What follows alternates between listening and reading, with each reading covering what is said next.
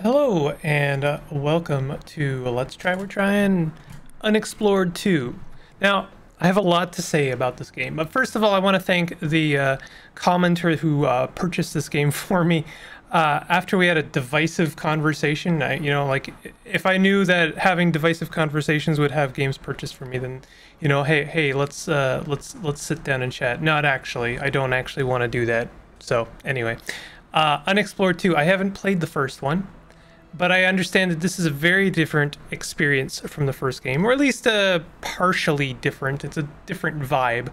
I happen to know a few interesting things about Unexplored, which I'll talk about while I play the game. I have played the tutorial, and I have well, we'll see how I fare here.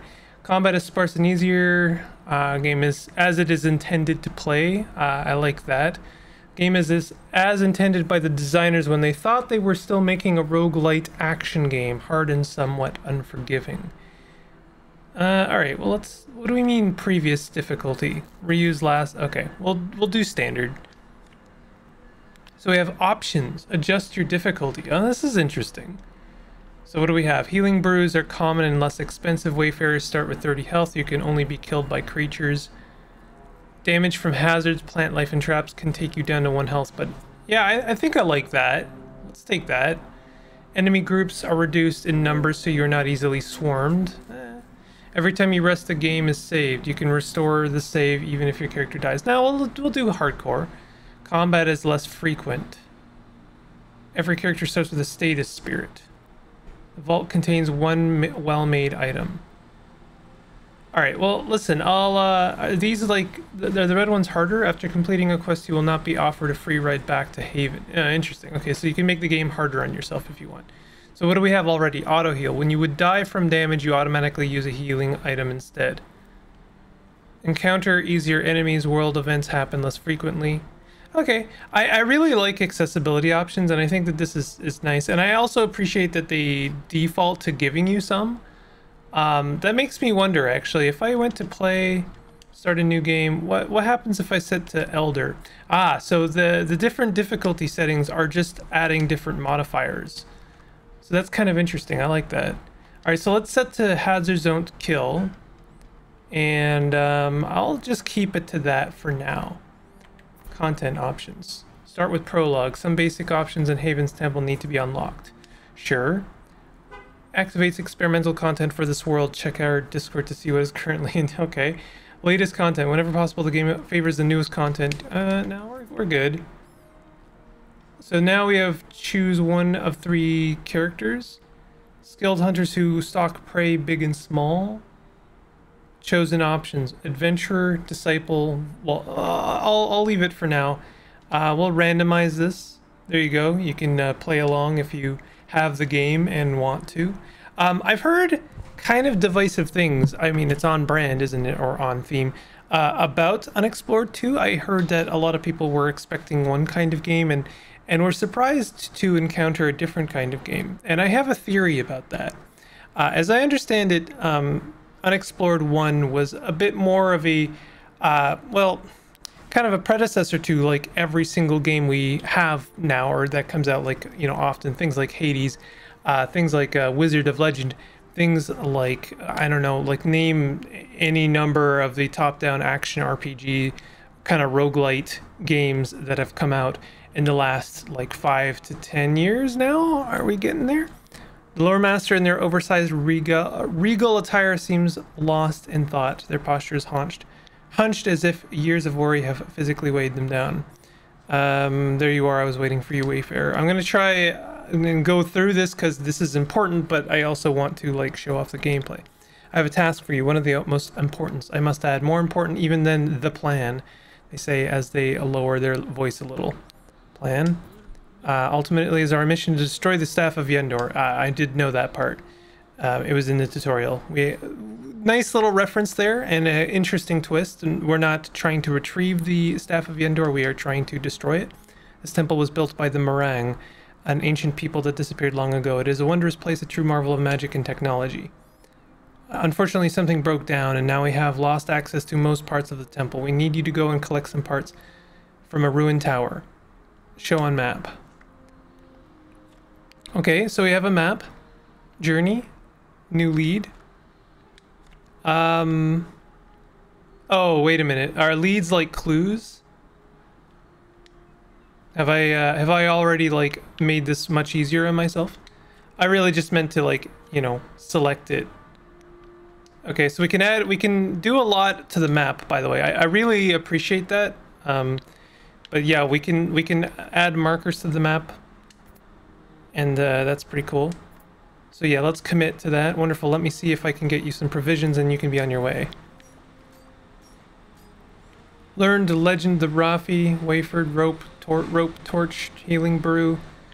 So I guess this is the prologue. We have to go and venture off, and this must be one of the broken gates you have been hearing about. Surely in time they will be repaired. Okay. So can we get ourselves out of here? I guess this is how we get out. Leave temple. So yeah, I think that the first game was a bit more of a traditional action roguelike. And this one doubles down on a very specific feature of Unexplored, which I think kind of went over a lot of people's heads. I don't mean that as a criticism. It's an easy thing to miss in a way. But I know of Unexplored 1 because of a very interesting tie to traditional, sorry, not traditional, tabletop RPGs. Greetings. Let's equip our stuff, by the way. I don't know if we actually have any gear. We totally do. And I'm going to go ahead and set this... Well, I wanted to set it to our... Oh, I guess it is in our presets. Okay, so never mind. Let's just equip. And we can break stuff. Looks like no one likes that. Many people in Discord are talking. There's walking vases around. I think we're trying to go north. Let's just... I'm not used to like menu being relegated to triangle. I'm used to it being on pause. So we'll journey. And we've seen stuff like this a lot of times before, I think. Oh, interesting. So we've got different kind of icons that might tell us what we can expect someplace. Okay, so let's hold to travel there. We'll be gaining cold, but that's okay. Yeah, so I think that the developers of Unexplored are very influenced by tabletop RPGs. And there's a very interesting document. I highly recommend you go and check it out if you have any interest in tabletop RPGs, called Cyclical Dungeon Design. It's a very, very good little document. It's very, very much guided my practice of, you know, making dungeons. And you know, it's just a very good procedure for creating interesting dungeons. I won't go too much into depth on what it entails, but basically it's just a series of procedures. And apparently it was influenced by a talk from the developer of Unexplored. It might even have been like partially designed by them. But in any case, I know that Unexplored is highly influenced by tabletop RPGs. We're losing hope. Oh no. And so when you play a game like this, it's easy to see that. Obviously, there's a lot of things going on. I mean, I am literally playing a point crawl right now. But I think for people that really liked Unexplored 1, it might come across as being a bit, I don't know. It's a different experience is all I'm really going to say. Let's explore this area.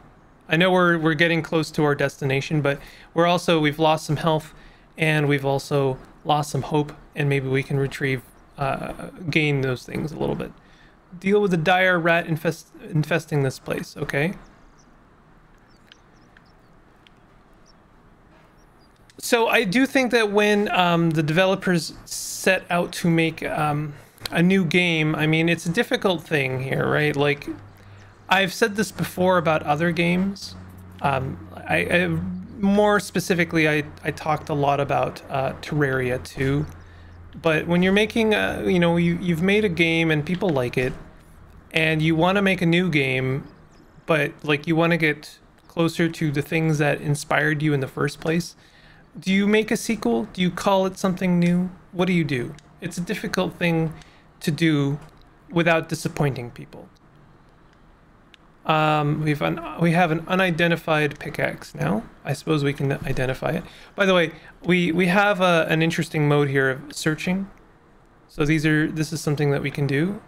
We can find things like harvest cremas and teal pit. Is that how we say that?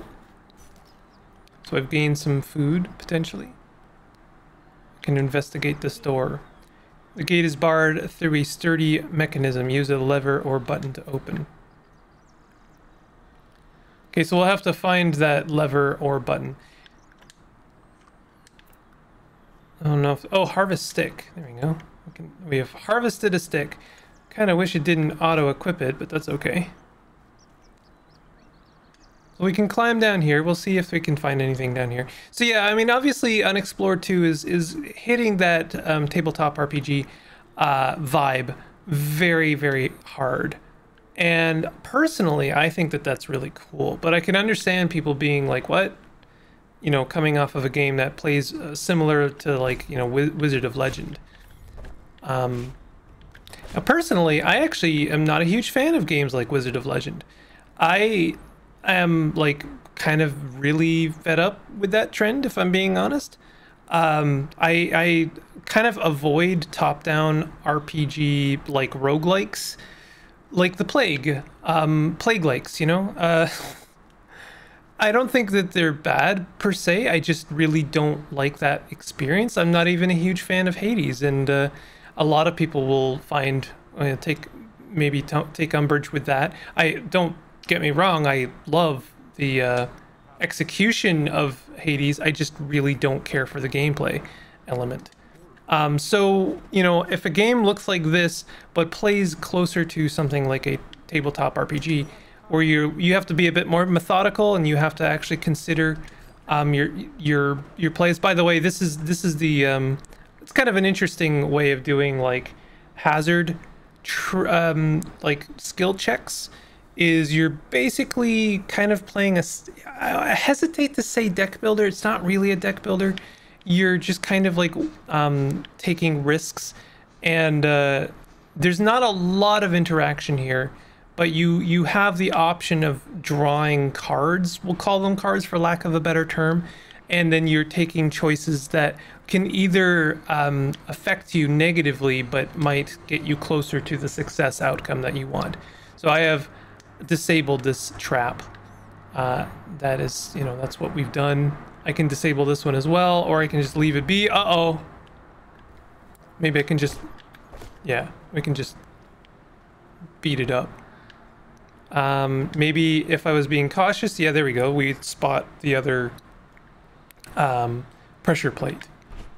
And it looks like we have some skull tiles that it doesn't seem like they have any effect, but we've also revealed something else, and it looks like we have... activated the turrets again. And you know, like I'm cool with this. I'm just, you know, bumbling along for now and trying to figure out how things work. But I do like that this game like heavily incentivizes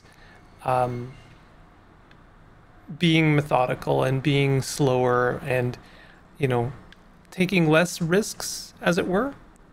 But I also know that this game's got some interesting ideas when it comes to meta progression, and I've talked about meta progression before. What do you mean no wood available? I thought I picked up a stick. Can we eat a meal? We can eat some whey bread. Will give us 12 HP. Well, that's actually more than we need. I'll continue bumbling for now. You're not tired. Break camp. Okay, well, we can camp. But we found the door. I think this will lead into the dungeon, perhaps. Aha, dire rat. Here we go. I have found the combat in this game to be a little bit weird. You can't strafe as far as I can tell. So I actually find that the best way to combat in this game is actually to like do drive-by attacks. Like I have a shield.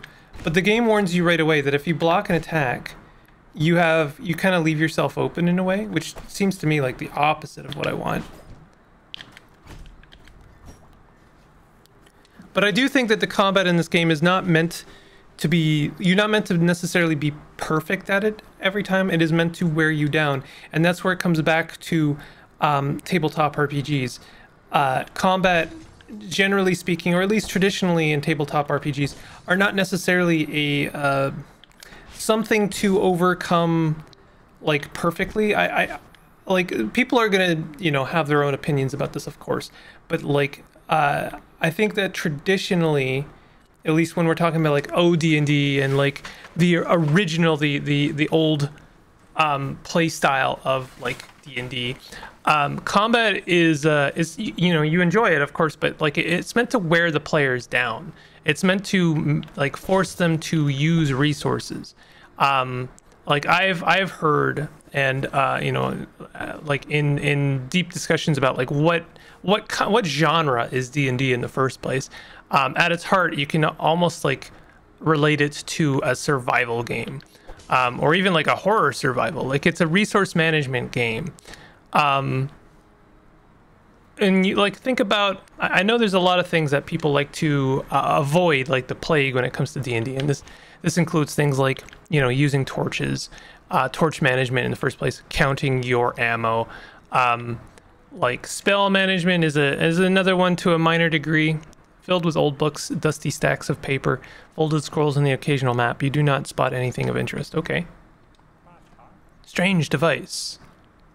Time hasn't been easy on it. Okay, let's salvage parts. Oh, we didn't even have to do a skill check. I'm noticing webbing. I'm worried about that. What skill do you want to learn? Let's do sword mastery. We'll reconsider. Hold on. Oh, okay. You've successfully completed a quest. As a reward, you can pick a new skill for Magnamir. Okay, let's take a combat. Let's take sword mastery. Why not? When fighting with a regular sword, you are able to make a quick riposte after a parry. I actually don't like that because I haven't been able to figure out parries. The game does a very bad job of explaining them, so I'm actually good with that. I think I'll just like completely pass on that entire mechanic, to be honest. Let's learn about foraging. Find more food and herbs. You know which food is safe to eat. Okay, yeah, let's do that. It might seem like a boring choice for people, but like I just said, I think that this game is closer to a resource management game in a lot of ways. And so having survivability is actually a very good thing. So now we'll eat a meal, because now we are definitely going to make the most out of that. Uh-oh, we have had an encounter. You might have noticed on that top right. If you rest without a fire or bedroll, you will gain cold. Risk of an encounter increase. Okay, so we are fighting more rats. If we had a fire, I think it would have lowered our chance of an encounter, or maybe even raised, because I guess we're making ourselves more noticeable, or maybe a higher target. But our risk of an encounter is very low right now. At least we don't lose the food. That's one of my least favorite aspects in games. It's like, oh, there's a risk-based thing, and you get an encounter, and you also just like lose. You know, you don't get the outcome you wanted in two different directions. You know what I mean?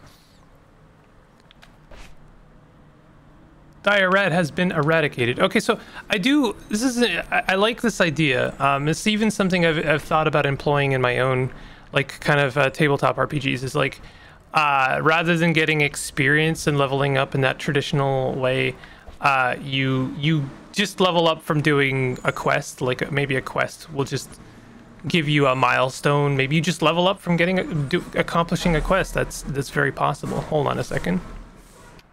All right, the garbage truck demons have finally passed.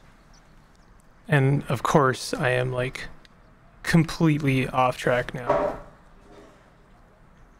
Machine parts. From among the machine parts, Magnamir found engineers retrieved the tiny relayed flow conductor that needed to be replaced. Before long, the doors in the temple and haven were restored. You hunted successfully for food, you found a treasure, you stopped an infestation of rats, you found a treasure at a mysterious tower in the hills of Dwyrstein. You have collected the meringue machine parts. Okay. So I know that there's an option to like not make it just fast travel back to home, and I think that that would actually be pretty fun. Recovers from cold. Haven received supplies. Healing brew, offerings. Repair kit, torch. Okay, let's see what our lore master has to say. Their huge hat barely stays on their head. It's good to see you, Wayfarer. Are you ready to continue with the plan? Plan? To, yeah, destroy the Staff of Yendor. A lot of time has passed and we haven't made any progress. Please, I urge you to go to Jetbreak to find out how we can get into the First Valley. Temple Jetbeak, sorry. Someone needs to explore Temple Jetbeak in Old Weird Plain. These ancient temples are a treasure trove for lost lore. Unfortunately, most of them were abandoned long ago. Show on map. Ooh, much farther this time.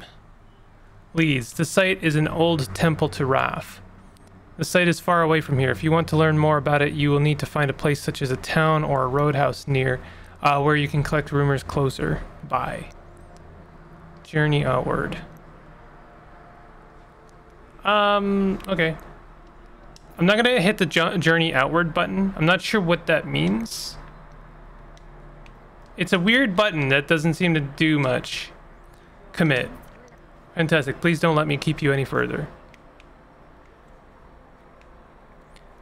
So I guess we're just, well, these doors should actually work now, right? Yeah, they do work. What is this? Investigate? Knowledge points 35.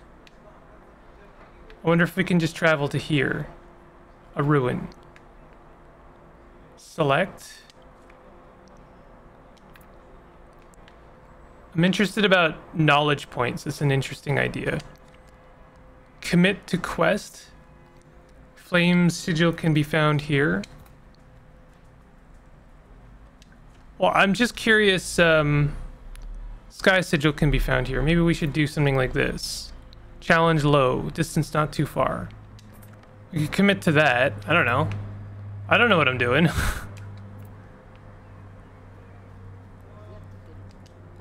I wish you a splendid day, my dear Wayfarer. Welcome to my humble abode, Haven's great library. Quests and leads. Consultant. The world map on the table here in the library is a convenient way to learn about the world. Using the map allows you to use knowledge points to gain leads on known locations. Map lets you commit to any possible quest. Okay. Well, that tells me what I need to know. Can we go through this door? Use an item with dig to break through. Okay. And this opens the door. Yeah, or closes the door, or whatever the case may be. All right, let's leave. We'll make our way over. I do wonder if I'm missing something crucial here, like, you know, get some equipment, buy some equipment. I don't know. Wonder if I should be looking at things like this. Pillars hewn from a pale purple veined stone. From its base, a stylized flock of birds taking flight is sculpted. A large plaque reads, dedicated to those who heeded the call of Raf and sacrificed by carrying the Staff of Yendor. Wayfarers, let your deeds be remembered until the end of time. The staff. I wonder if I should be taking the staff. Probably not, huh? So we can decipher things like this. We spend spark points, which we can, you know, gain more of over time, but it is a resource that we draw from. So, but it gives us more draws as we're like trying to decipher. Now the nice thing here, I suppose, is now that I've gotten the failure, I know that only success is possible, except that it shuffled everything. Partial success, translate part of the inscription, sure. The inscription mentions a Raf temple. Unfortunately, you do not understand the part that you think indicates its exact location. Well, that's hardly helpful. I wonder if I can try again, though. The inscription mentions a Raf temple. Unfortunately, okay. Well, I hope that that's not crucial. I'm just gonna open some levers. What do we get here? Device is designed as a receptacle for a sky sigil. Okay, we don't have a sky sigil yet. However, I believe I'm on my way to go and get a sky sigil. Possibly. Anyway, yeah, this game is not, it's not as action-based as I think some people were hoping for. It is a little bit, but I definitely think that the combat is a little rudimentary and not necessarily. It's not the appeal. It's not the focus. It's not the spotlight. It's not the thing that the developers really wanted to focus on necessarily. Oh yeah, I forgot about that trap damage. Shoot. Really need to figure out an alternative way of getting over there. So we've already been this way. We're getting cold, which means we lose hope points. I'm not sure what the hope points really do yet. So this is a ruin. A root sigil can be found here. We're getting more cold. Tracks lost. Well, why don't we explore this area? And yeah, like this is kind of how I play actual like D&D. Is I like hex crawls. I prefer hex crawls to point crawls. But I see the value in point crawls. The nice thing about point crawls is that you only go to interesting locations, whereas hex crawls are kind of meant to make the interesting places more interesting by contrast of the less interesting places, and the less interesting places are just wilderness. And I think that that's one of the reasons I like and prefer hex crawls, is that it allows those interesting places to feel interesting in that contrast. I like having to root through wilderness in order to find the ruins. Oh god, that was not good. I don't know if I can actually kill these things, so I am... Oh wow, that sucks. All of that sucked. We're almost dead. I do have a potion, so I'm gonna go ahead and use it. Those are very rare, but I'm gonna do it. Your hope is depleted. In this state, you cannot recover health by eating, and you cannot regain hope unless you rest in the safety and comfort of an inn, roadhouse, or farm. Okay, so that tells me what hope is for. Maybe we can regain some hope by completing venturing into this ruin and finding something. But sometimes you get tilted, sometimes your adventurers, their morale is low, and you have to kind of contend with the result of that. Might be that they have less or lower checks from then on. Looks like those automatons are... Nothing inside, huh? Are dead to the world, so nothing to be too worried about, maybe, unless we accidentally step on a trap. I was intentionally in searching mode to look for pressure plates like that, but that's okay. We've got another camping point. You'll have to excuse the construction in the background. Okay, there's definitely some pressure plates in here, and I would prefer to avoid them if possible.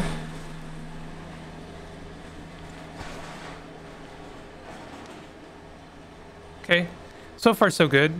Nothing too cryptic.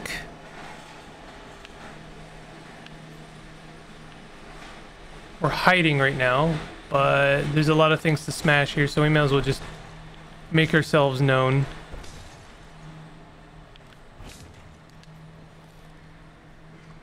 Ooh, a new sword, but it's wrecked. Root sigil, there we go. Mystic's chanting beads. Tradable item of moderate value. Nice. Completed quest, root sigil. You successfully completed a quest. As a reward, you can pick a new skill for Magnamir. Short sword mastery. Critical damage with short sword is armor piercing. I wonder, whoops, did I do it by accident?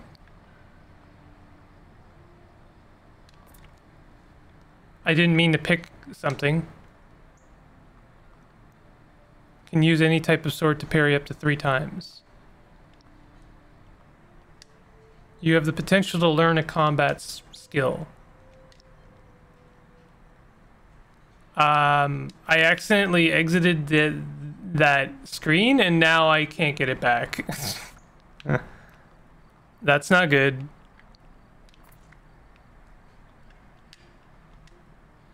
I wonder if I just like, okay, yeah, I understand that. No, I can't learn a skill here. I don't know how to learn a skill or go back to that menu.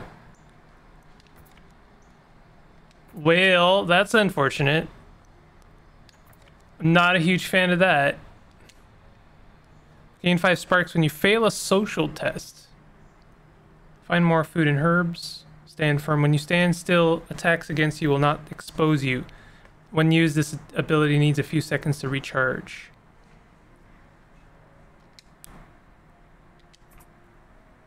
Okay, well, we'll leave.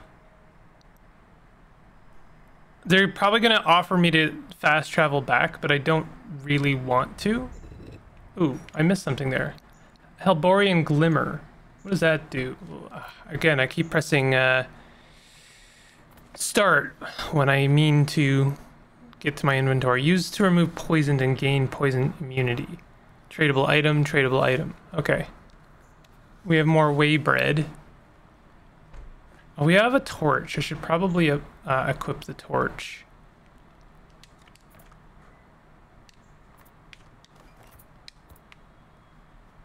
Gives us I do like the look of this game. I haven't really said that, but I like this kind of cell shaded look. Okay, so we're gonna leave and continue towards our sky sigil, despite the fact that I am very low health, depleted. Oh, I'm not low health. Sorry, I used a health potion. I'm just ow. Wow, I can't see what I'm doing at all. Ugh. I feel like they should have done that thing. If you're like behind a cliff, you get a you know, it kind of moves things out of the way a bit. Because I straight up did not see the hazard. So no, we want to continue. You sure you want to press on instead of returning to the haven? Yes.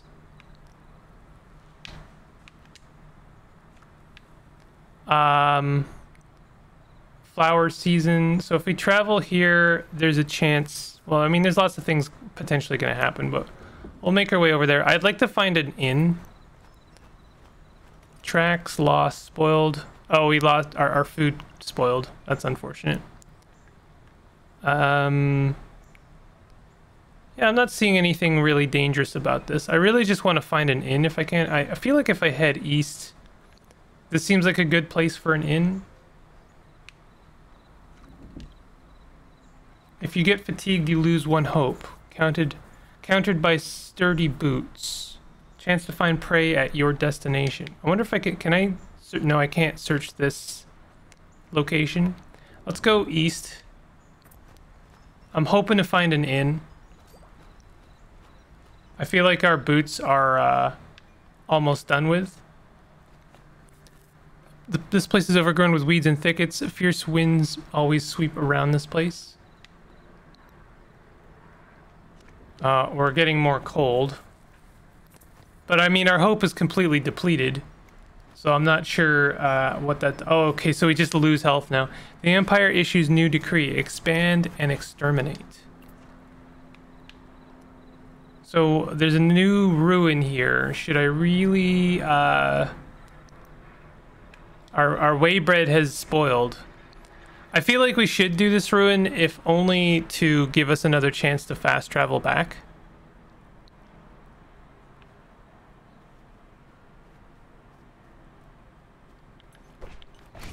Kind of wish we could get something from those rats. Are these more of those mushrooms? No, it's harvest flow flower. Nice. Not sure what that does, but you know.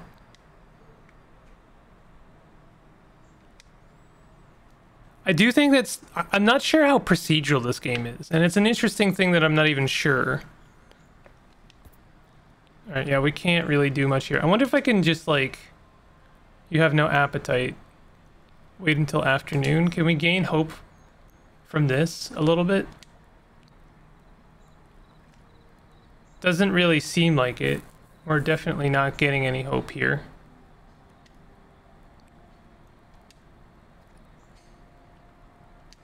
Okay, well, I tried. This ancient scrying device can be used to detect sources of magic many miles in any direction. Its machinery looks broken and needs to be repaired. Unfortunately, it also lacks power. If you want to repair it, you need to restore its power first. Scrying device might be a valuable asset for a clan as it helps keeping the region safe. You can inform friendly clans with a stronghold in this region and invite them to claim and protect the site. Okay.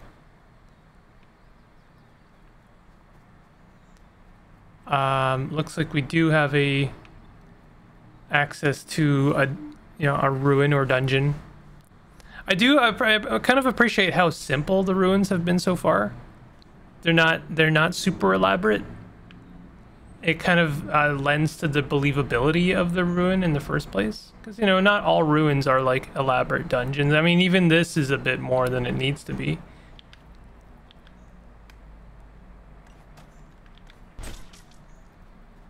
We get some sparks. Ooh.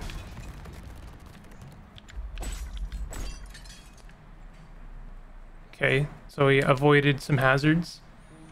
The rock contains a few traces of iron ore, but it doesn't seem like there's much more to be found nearby. Okay. Encumbered. Uh-oh! Oh my god! Time to run. Running is a very highly undervalued skill in games. So we are over encumbered. Let's have a look at what we've got. Empty flask. Flow flower used to gain hastened and miserable. Great. We're already pretty miserable. Use. Sure. Let's use it. I don't know if that's really that was really helpful, to be honest. Tradable item, dire rat skin.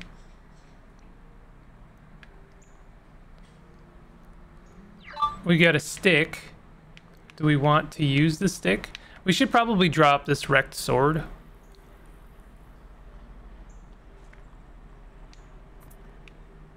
That certainly helps.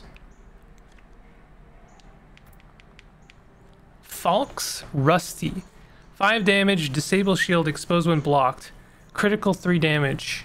Drop weapon when stunned. It's unwieldy. 3 encumbrance. And we have a pickaxe. I'm surprised we weren't able to dig at something. Should we like be using this? Disappear. Yeah, I'm sure.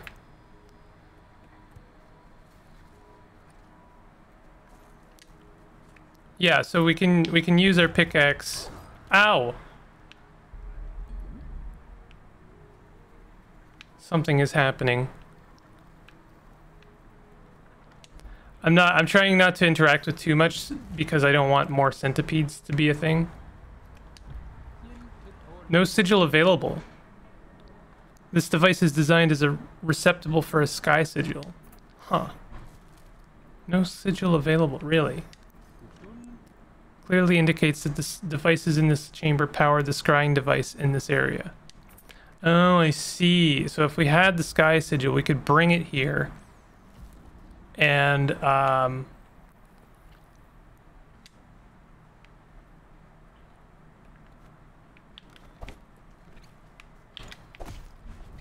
then we would be able to power the scrying device.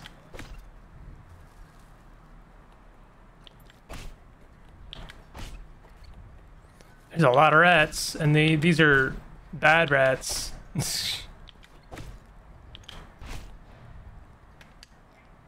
Mind's eye filter gained. Nothing inside.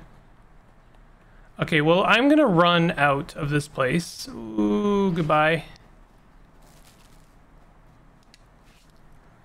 And we'll see if we can't make our way deeper into the forest. I mean, this is one of the things, like, I don't know if I've talked too much about this, but one of my, there's a lot of ways to dole out progression to players in general. And one of my least favorite tracks are left by some sort of animal. Spore, huh? Is actually via combat. I think that combat is a bad way of doling out like XP and progression. All right, we'll add success. I feel like I shouldn't have done that, but hey, we're making progress here. And now this is sunken cost fallacy for sure. But we spent 20 to find the tracks of the spoor. North towards a ridge. I guess we get some sparks back, so.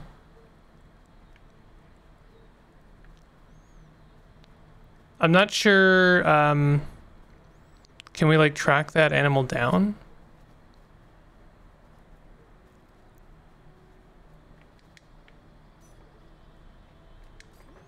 So I appreciate a couple of things in this game. One, combat is not a form of progression. Like, you do not really gain experience from fighting things.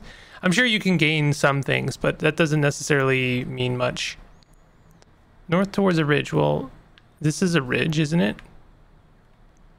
I do notice that there's something sort of behind these trees, but I'm not sure what I'm supposed to do with this information.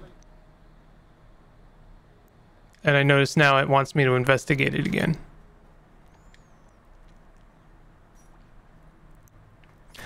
I think we're just gonna like head out. Also, this video is getting kind of long, but this is like, there's no way I'm gonna be able to like show much off in this game. It's a big game, and I know that there's a lot going on. Return to Haven.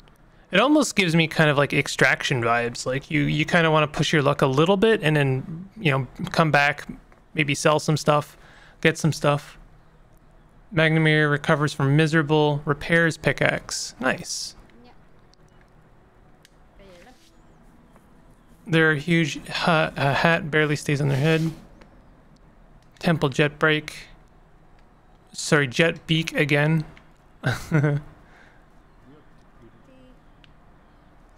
So what do we have here?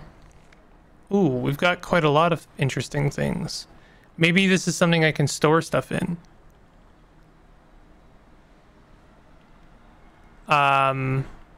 I'm not sure what. Like, I could store my sword, for instance, because I'd rather use this Falx. Gems and a pelt, maybe.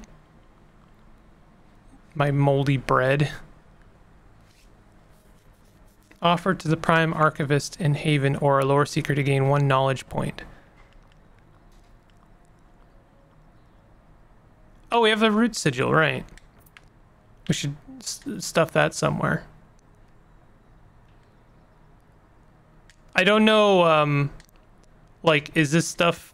I don't know what I'm doing here, right? Like, wow, look at all the things. Good lord. So yeah, like, are we bringing this stuff? Do we get this stuff for free? Is this stuff that is renewable? Because there's a, you know, like, I have a lot of questions. We got a pickaxe. Cold weather gear would be really nice. Obviously against the cold, it really reduces our hope every time. Cooking gear might be nice. Preserving food is 50% more effective. Heck yeah, bud. Some lockpicks would be nice. Maybe even just one.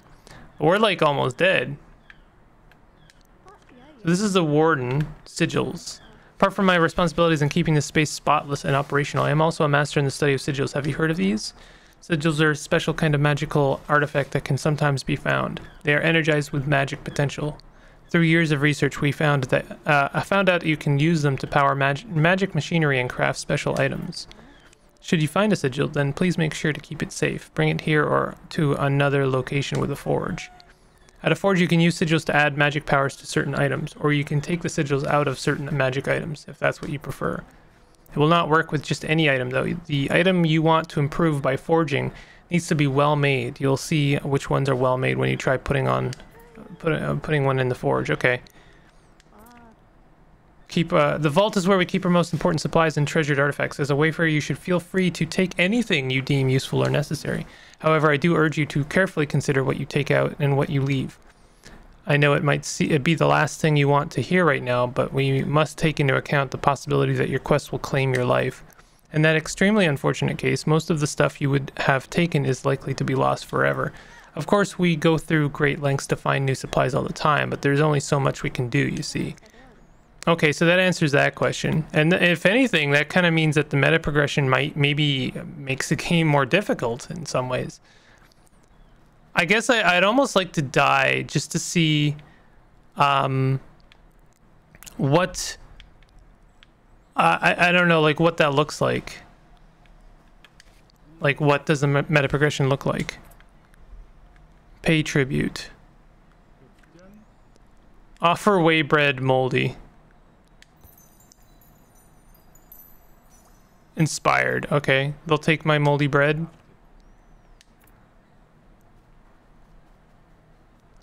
I do want to find this forge because I have a sigil and I do want to store it. I should use this. Yeah, there we go.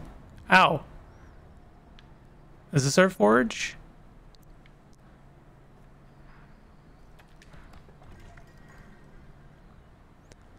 I feel like this is our, yeah, this is the forge. And then, so this is where we can potentially put a, okay, hold on. There's the, Voss. So I assume we put a sigil in here. No sigil available. What do you mean no sigil available? I have a root sigil, don't I?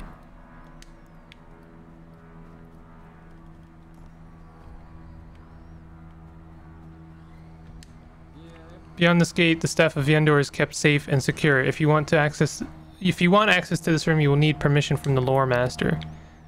Where is the lore master? I feel like I have stuff for him. Friendship. Our relationship with Clan Jabbar would be improved. If you can convince Clan Jabbar to become our friends, I am certain that they will make a tangible contribution to our cause.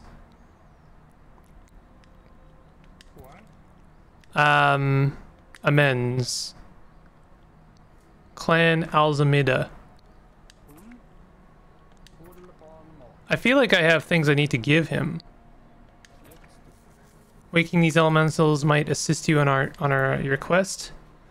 Suggest you travel to the villages and talk to the storytellers there. Maybe I'm looking for the storyteller here.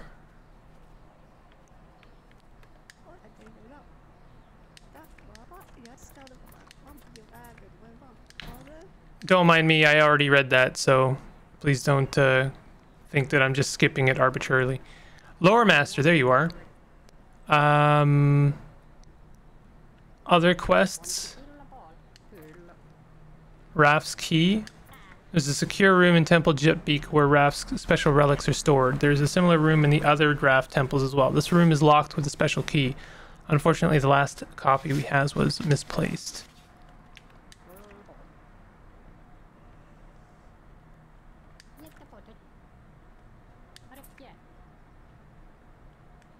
Okay, well, I don't seem to have anything I can give him. I thought I had a sigil that I could give someone, but I guess, like, I have a root sigil right here. If you travel to certain spirit worlds or when you use a forge. Okay, so I guess this is just a sigil I can use to forge things. It's not actually useful in any kind of story progression.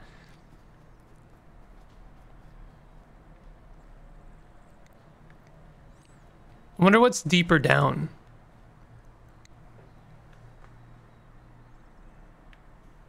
Oh, we got some sparks down here. The lock depicts Raph's likeness. You've heard about locks like this. They are supposed to be opened with a special Raph key that was once kept in the Garden of Yendor. Okay. Well, anyway, apparently I repaired my pickaxe. This is a really interesting game, and it's not one I can easily show in a very short period of time. But I showed off a little bit of combat, and you know, like, you can run away in this game, and I do think that it's heavily influenced by tabletop, you know, RPGs, and I personally like that. I can also understand, you know, why other people felt it was it strayed from the original, because I think the original was more like a you know, arcadey kind of roguelite.